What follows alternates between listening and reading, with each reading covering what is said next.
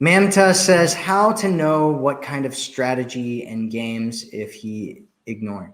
Well, if a man ignores you, my suggestion is to communicate that you don't like to be ignored.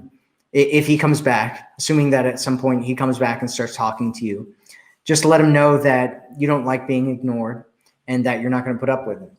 And if make him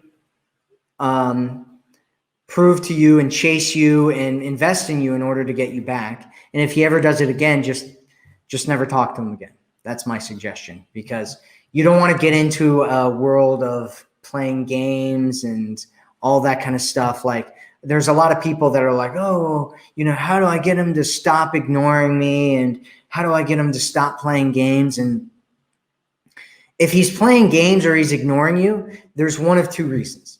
Either one, he's immature and he's playing games, or two, because he doesn't like you that much.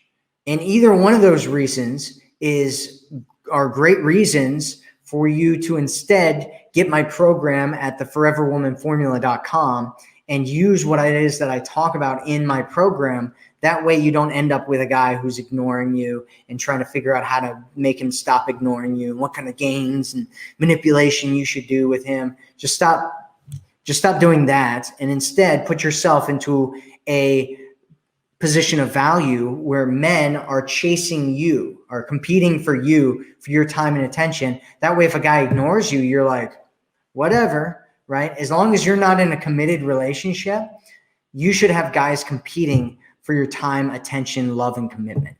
That's what you should have. And if a guy ignores you, he takes himself out of the running, and he's no longer allowed to be in the competition of who's going to get your heart. That's my suggestion.